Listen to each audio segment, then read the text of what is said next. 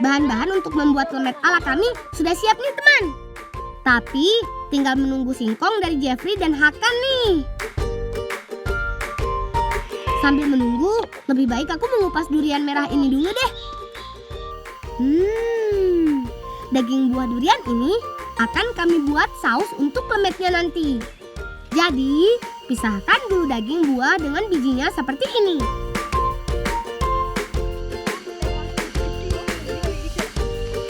Lang, kita lone wis entuk akeh, Lang. Dikendi. Ya, saya kok naik wis. Oh iya, Lang. Ayo.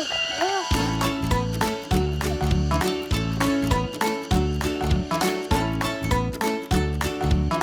Akhirnya, singkong yang ditunggu-tunggu datang juga, teman. Ayo, kupas singkongnya, lalu tumbuk sampai halus ya. Jep, iki Jep, telone wis tak unggah. Oh iya kan. Saya tak becek ya. Ya. Selagi singkong ditumbuk, aku siapkan bahan pelengkap dari gula Jawa ini, teman. Gula merah untuk membuat rasa lemetnya manis dan berwarna. Ada lagi yang tidak boleh ketinggalan, santannya. Singkong yang sudah ditumbuk langsung dimasukkan ke dalam bambu ini, teman. Masukkan gula merah bergantian dengan singkongnya.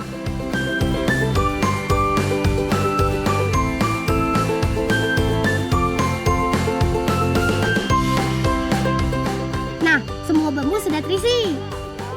Saatnya dibakar langsung di api seperti ini. Sudah tidak sabar rasanya menunggu lemet singkong ini matang. Enak iki koyoke. Lang aja lali san durene, Lang.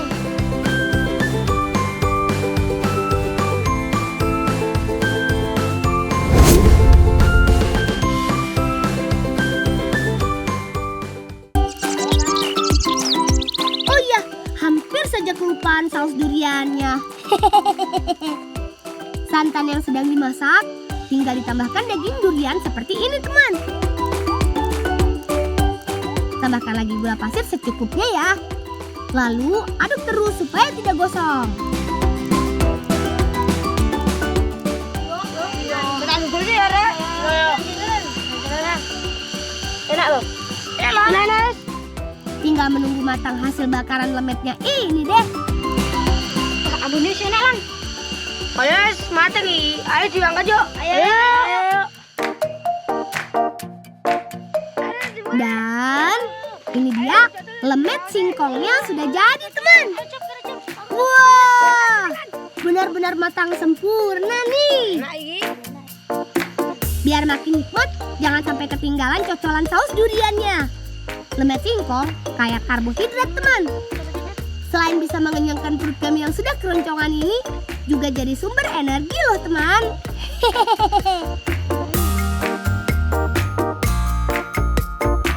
Apalagi ditambah saus durian yang manis dan gurih karena campuran santan. Wah, perpaduan yang pas. Ya sudah, kami habiskan dulu ya santapan lezat ala kami ini, teman.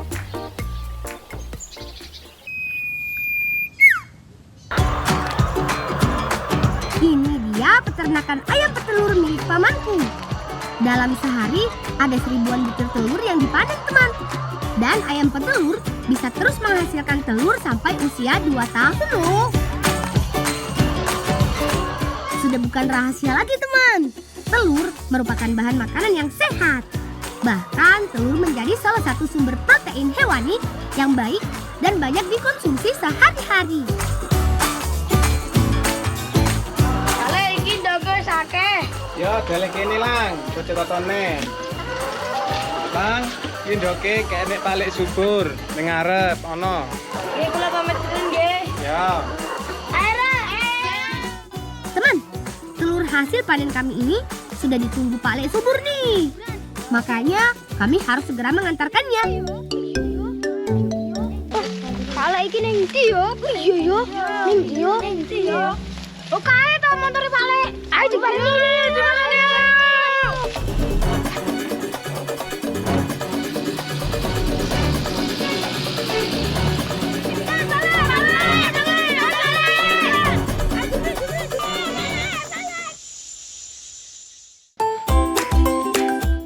teman. Sebelum mengembalikan telur yang tertinggal tadi, aku sudah ada janji untuk membantu bibiku memasak dulu di rumah. Sementara Farel memarut kelapa, aku menusuk-nusukkan cabai dan bawang merah seperti ini dulu. Yap, kami mau membuat pecel pitik khas Banyuwangi nih teman. Cara memasaknya juga unik. Bumbu rempah ini memang harus dibakar terlebih dulu supaya aromanya lebih keluar. Api sudah siap. Sekarang tinggal dibakar semua bumbu rempah yang sudah ditusuk teman. Hati-hati ya Hakan. Awas, jangan sampai gosong. Boleh, niki pun mantun. Ya wes, sakit ganti PTE ya. Nggih. Setelah bumbu rempah selesai dibakar, sekarang gantian daging ayamnya juga dibakar. Sembari menunggu, sekarang aku dan ibuku lanjut mengulek bumbu rempah yang sudah dibakar. Lalu ulek sampai halus dengan tambahan cabai dan kencurnya. Pintas. Oh nggih, boleh.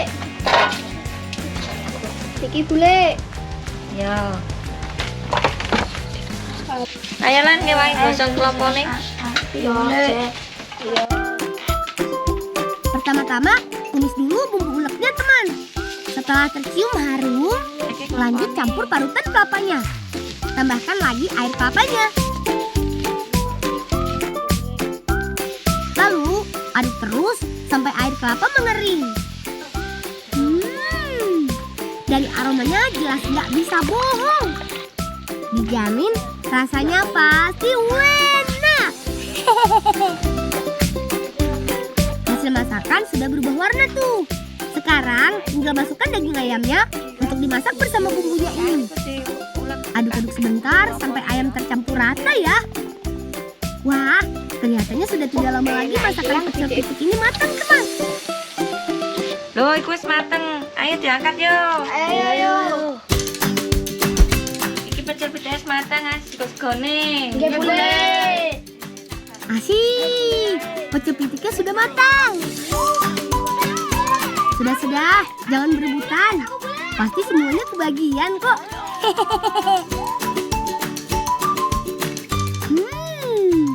Rasa pecel pitik ini memang tiada duanya. Daging ayam yang empuk dipadukan dengan rasa gurih dan pedas dari serundeng kelapa. Wah, dijamin bikin gak bisa berhenti ngunyah deh. Ayo kawan, jangan sia-siakan pecel pitik ini. Makan yang banyak supaya kuat bertualang seharian. Oh iya, hampir saja ada yang kelupaan teman. Lah iki ndoke piye lah? Ya wis pamit nih boleh. Ya senang. Boleh kula tinggal pamit. Matur suwun pecel pitike. Apa ning ndi to, Lang? Iki arep ngeter nondok ning Palik Subur. Ya wes, hati-hati lo ya. Ya boleh.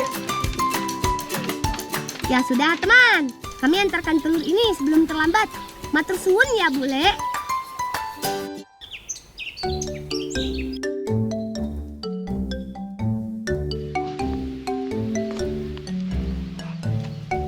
Lang. Apa mbak? Tekan di? Ki arep ngeter nondok.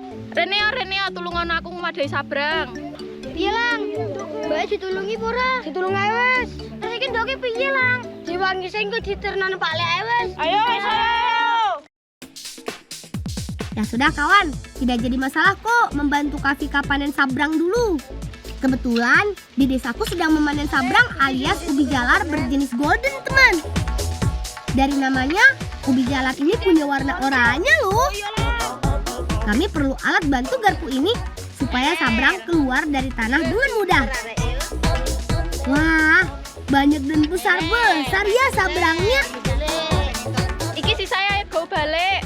Aku ate gawe jajan enak. Kowe melok apa ora? Melok, Mbak. Ayo. Lan terus ndoke piye, Lan? Ya wis maki engko iki dilut. Ya wis ayo. Ayo.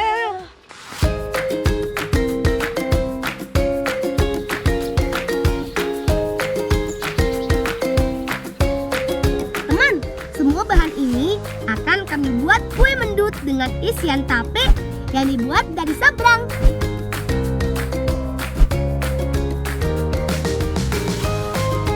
Pertama-tama, untuk membuat tapenya, sabrang mesti dipotong-potong dulu.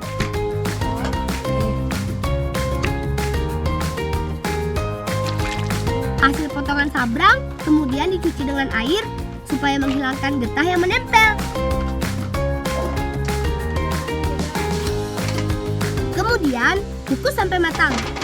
Wah, kalau sudah matang pasti manis banget nih. Jeffrey dan Farel juga menyiapkan buah naga untuk bahan pewarna kue mendutnya nanti. Selain buah naga, daun kelor juga kami manfaatkan sebagai pewarna alami. Caranya tinggal ulek daun kelor sampai halus seperti ini. Lalu beri air dan peras dengan saringan.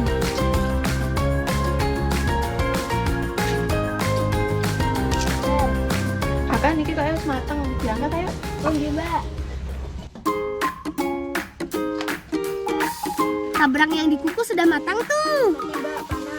Karena masih panas, perlu didiamkan dulu sampai benar-benar dingin sebelum diberi ragi tapenya. Selagi menunggu dingin, Kak bersiap membuat adonan kue mendutnya dulu nih.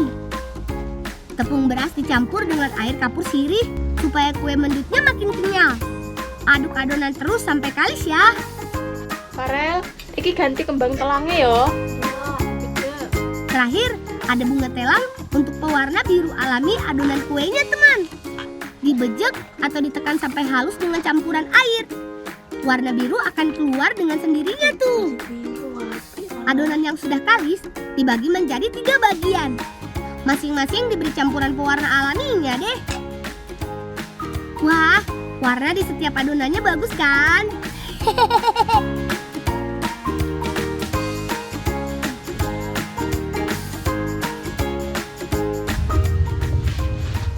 Mbak, iki sabrangnya sadem. Sabrang yang sudah dingin disusun dalam wadah keranjang dengan alas daun pisang seperti ini. Jangan lupa ragi tape ditabur yang rata ya. Butuh waktu 2-3 hari untuk berubah jadi tape. Nah, ini dia yang sudah jadi tapenya, teman. Lanjut saja ditekan-tekan sampai benar-benar halus, lalu bentuk membulat untuk jadi isian kue mendutnya nanti. Nah, adonan kue mendut diratakan pada alas daun pisang, kemudian isi dengan tape sabrangnya ini. Bungkus dan tutup rapat daun pisangnya deh. Ayo, masih banyak ini tape sabrangnya. Terakhir, tinggal kukus semua kue mendut yang sudah dibungkus dengan daun pisang ini, teman. Cukup 30 menit saja, sudah jadi kok.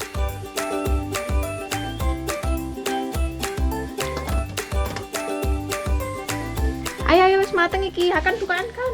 Oh nggih, Mbak. Asik, jadi tidak sabar mau mencicipinya langsung. Tadi Mbak panas. Eits, tapi ada tugas yang sedang kami jalankan nih. Lang, ayo dipangan. Aku wis ra sabar. Iya, Lang, kok enak iku, Lang. Iya. Saya tak iku nganter ndok se dicinteni iki lho. Ya, Lang. Ya wis, Lang, iki gendang digawa mendute. Nggih, Mbak, matur suwun nggih, Mbak. Ayo, Rek. Ayo kawan, segera kita antar telurnya sebelum terlambat. Ayo kawan, lari yang kejang. Sudah tidak jauh lagi bertemu dengan Pale Subur.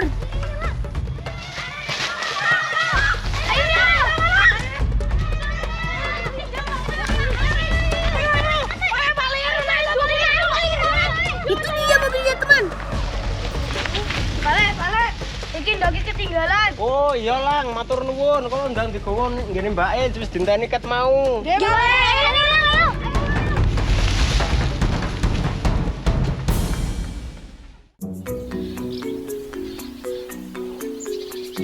ayo.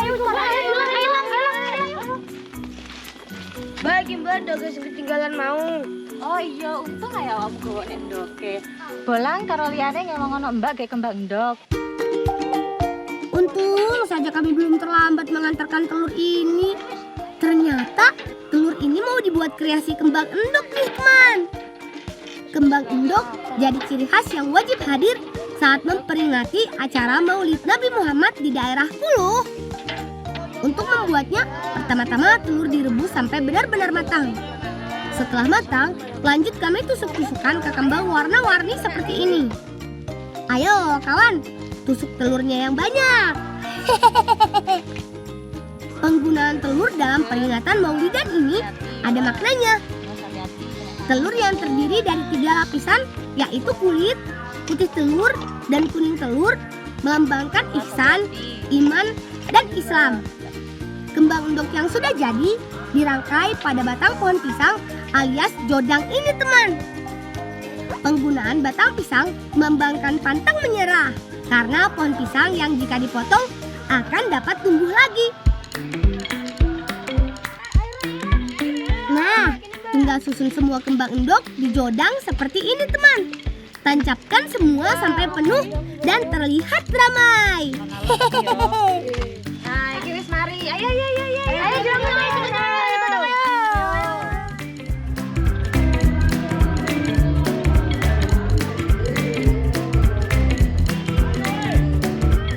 Ini dia teman, acara kirap alias arak-arakan kembang endok-endogan di desaku.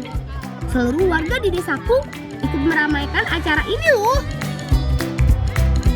Menurut catatan sejarah, tradisi endok-endogan telah ada di Banyuwangi sejak tahun 1911. Wah, sudah lebih dari 1 abad tuh. Senang dan bangga rasanya. Aku bersama kawan-kawanku masih bisa ikut terlibat dalam tradisi turun-temurun ini. Mudah-mudahan tradisi ini bisa terus lestari ya.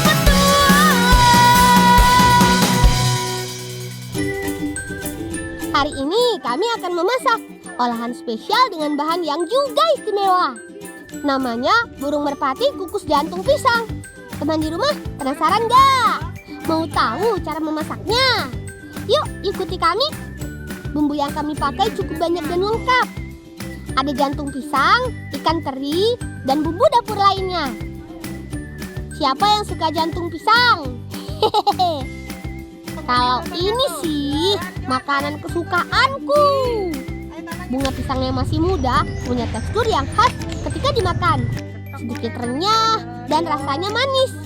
Kupas bunga sampai bagian yang paling muda, lalu potong tipis-tipis. Kalau ini merpati peliharaanku. Sengaja aku besarkan untuk acara spesial seperti ini.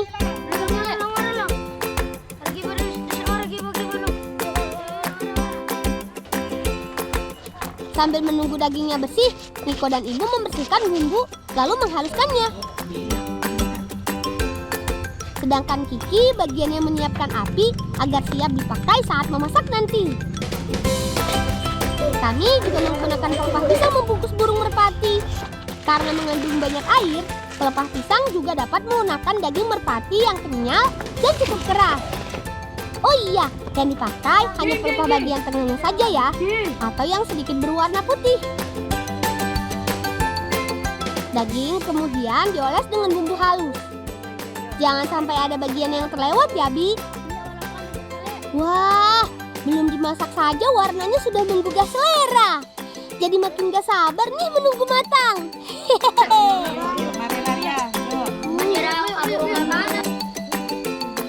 Masukkan sayuran yang sudah dipotong ke sebagian bumbu halus. Tambahkan juga kelapa parut supaya daging rasanya menjadi gurih. Lalu bungkus daging yang bercampur bumbu dengan pelepah pisangnya. Caranya gampang kok.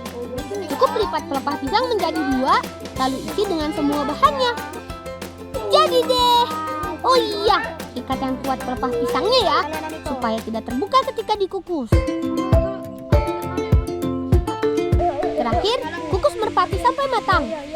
Sebagai wadah memasak, kami memakai periuk yang terbuat dari tanah liat. Periuk juga berfungsi untuk membantu daging empuk sampai ke bagian tulangnya. Berbeda dengan memasak menggunakan kuali logam yang harus memakai api kecil. Setelah dimasak hampir 1 jam, masakan kami sudah matang nih. Ini dia merpati jantung pisang, makanan kesukaan kami. Saatnya menikmati.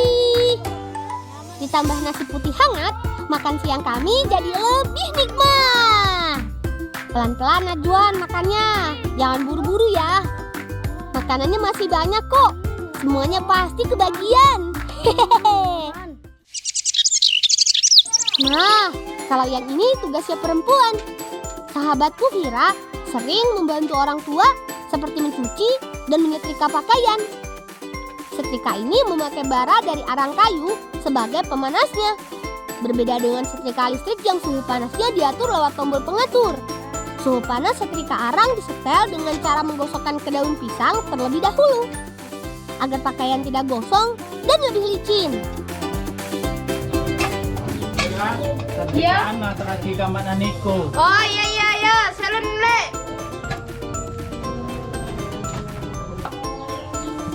Kok, lagi nasi pikiran apa? Ayo kamu kona. Jadi tolong panen gobo lang ano. Oh iyalah, mayu.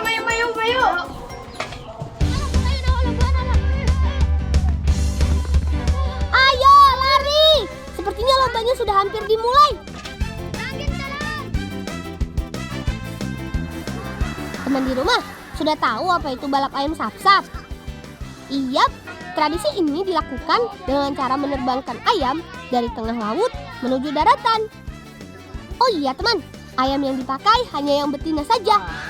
Karena ayam betina bisa terbang lebih jauh daripada ayam jantan. Ayo kapi peserta gantian ongke ke perahu. Ayo gantian. Perlombaan akhirnya dimulai. Semua peserta harus naik ke atas perahu menuju titik start. Jarak titik awalnya sekitar 150 meter dari bibir pantai. Lomba ayam sap-sap biasa dilakukan menjelang hari kemerdekaan, teman. Kawan-kawanku diberi kesempatan juga untuk melepas ayam. Tong 2, telok. Ayo, ayam, terbang yang jauh ya. Ayam yang sampai ke pantai terlebih dahulu yang menjadi pemenangnya. Wah, sepertinya jagoanku nih yang sampai garis akhir duluan. Hore! Kita menang!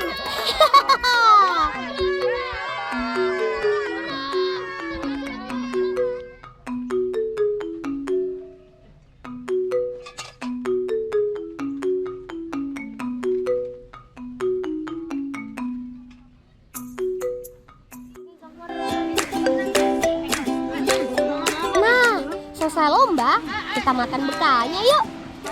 Ditemani semilir angin pantai, makan berondong jagung jadi tambah nikmat, teman. Hehehe.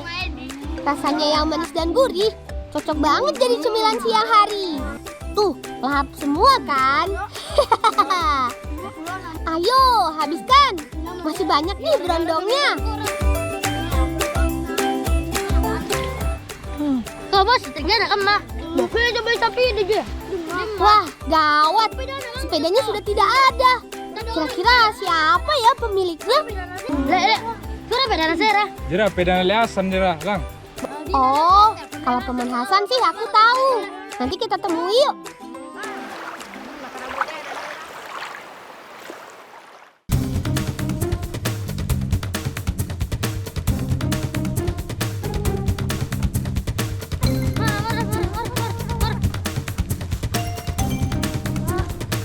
Teman, sepertinya muka Paman itu tidak asing bagi kami.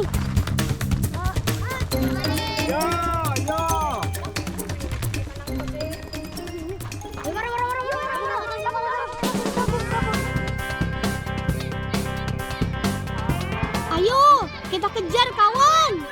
Lari yang kencang. Setrika arang adalah barang berharga milik ibu. Setrika tersebut adalah benda warisan dari kakek. Iya, baju macam tu lu, dongkrak sepeda lu. Ayo, cepat kawan. Sebentar lagi kita sampai. Nah, benar kan Paman di sini? Setrika lagu lah apa? Wah. Bawa beda nampian.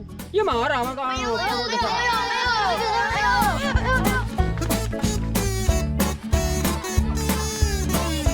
Nah, ini dia setrika yang kami cari-cari, Paman. Jori yang kondiki acong. Yang kalah banyak. Tapi kau tolongin bukit kaju.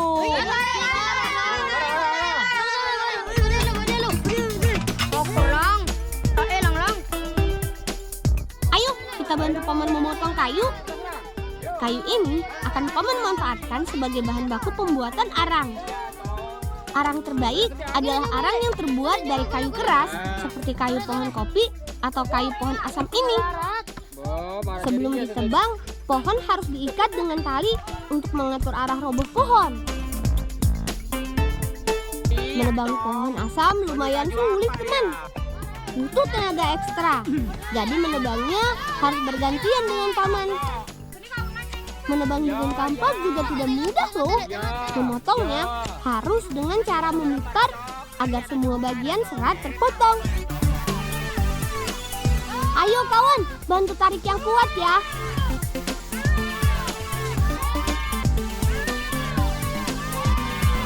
Akhirnya pohon tumbang juga. Bersihkan semua daun dan ranting, lalu potong batang kayu menjadi beberapa bagian.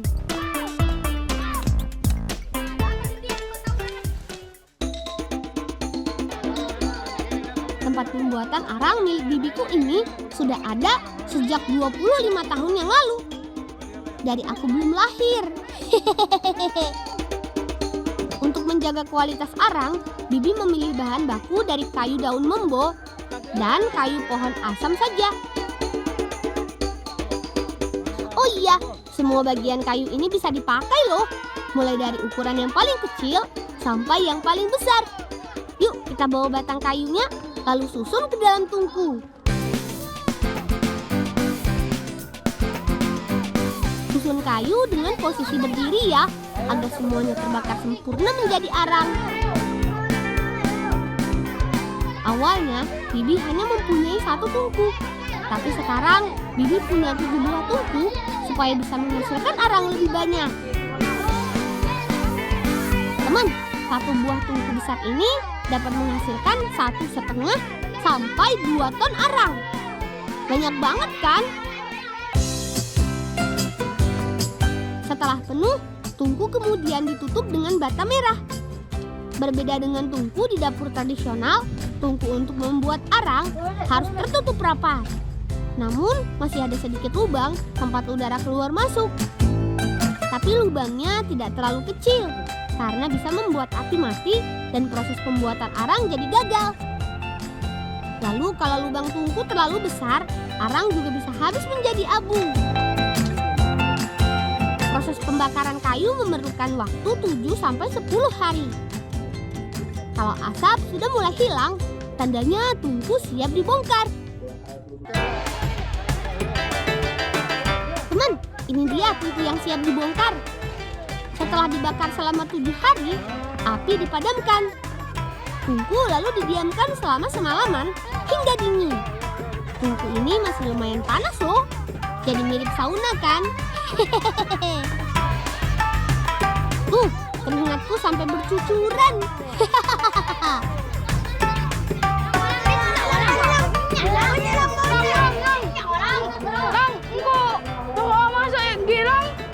Ayo masuk, masuk. Ayolah, bisa lah.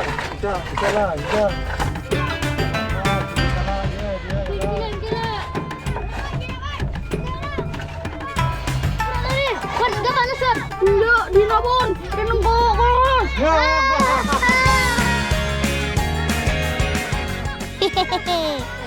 Dari buku yang aku baca, berkeringat seperti ini bisa mengurangi sisa air di dalam tubuh kita loh teman. Yuk, langsung kita bawa arangnya. Arang yang sudah jadi harus dipisahkan berdasarkan jenis kayu dan ukurannya. Arang produksi Bibi ini biasa dijual ke Surabaya dan Bali. Tapi nggak cuma di Indonesia, arang milik Bibi juga dipasarkan sampai ke India dan Arab Saudi. Keren kan? Untuk pasar dalam negeri, 1 kilogram arang harganya Rp4.000. Gimana teman? Tertarik menjadi pengusaha arang nggak?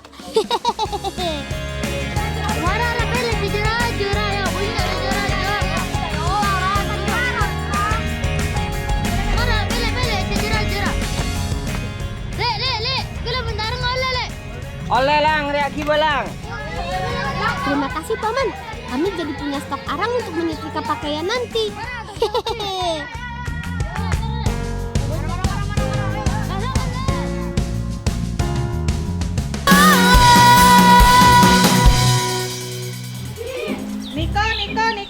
Niko. Setrikana mana temun jo? Wah, ibu pasti senang setrikanya ketemu. Ditambah dapat setrika baru juga.